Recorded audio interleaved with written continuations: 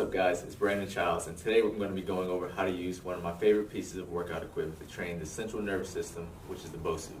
Now the reason I like it because it's a great introductory to central nervous system training because it's one of the safest pieces of equipment to use while also challenging your nervous system and putting your body in a position where you can help recognize any instability, specifically from the knees all the way up to the shoulders. These imbalances are recognized because essentially if you're putting too much weight on one side of your leg or if you're extending too much through one knee, you're going to notice that the Bosu is pushing down. Your goal while being on it is to maintain it and keep it nice and flat so that once you're ready to do some sort of activity, as if like you're doing a squat, as you start going down the squat, you'll probably notice that it starts shaking.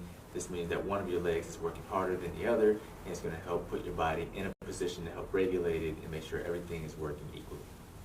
It also helps to identify any weakness or imbalance in your core, meaning that if you notice that one of your shoulders start hunching over like that, it means some weakness in one of your obliques or your hips or somewhere in that nature, so you'll automatically be able to recognize that weakness and know that you need to fix it. So the way you initiate standing on a Bosu is you want to first use the center of this circle and line it up with the center of your foot. If you're too far forward, you'll notice that you're going to tilt it forward. And if you're too far back, the exact same thing is going to happen. You're going to notice that's going to fall too far back. So you're going to make sure that foot is nice and centered on the circle there. And then as you put weight onto it, you should feel nice and neutral. You shouldn't feel yourself overcompensating to any side. The next part is, as you step up, you want to bring the other foot right to the center next to it. You don't want to step too wide because it makes it a little harder to balance. But while I'm here, all the weight is still on my leg that's on the center of it. Then from there, you want to start sliding your foot out to the edge and use these little circles as your measuring sticks to keep your foot even. So once you slide that foot out, I like to put my big toe on the outside of this circle here, and then I like to put my heel on the inside of the back circle there, just to put your body in a nice neutral position. Then from there, you can slide the foot that was in the center to the exact same spot on the other side, and that'll put you in a nice equal position. As you can see, my foot is nice and even. The center is lined up with the center of my arch, and I'm nice and stable.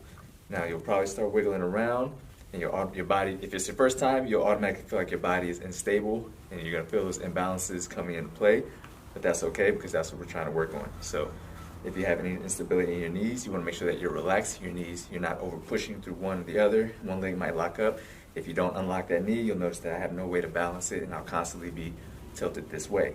So just relax your knees. It's going to help you with your balance a lot more than if you stay locked out.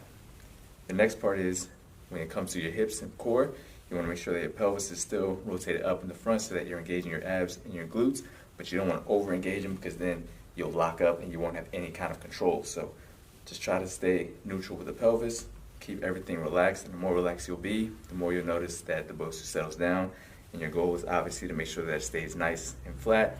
You don't want to be leaning too far back, sitting on your heels, too far forward on your toes. You want to keep everything nice and neutral. And now from this position, you can do any sort of activity that you want, whether it be squats. And anytime you do those activities, no matter what it is, the Bosu is going to want to shift around, but that's going to be your job to try to maintain this nice, flat, neutral position. And that's how you train your central nervous system to always engage properly for no matter what you're doing. Thank you guys for watching. Be sure to like and subscribe. And if you have any questions or requests, make sure you leave them in the comments so that I can continue to make content that'll bring out your ultra instinct.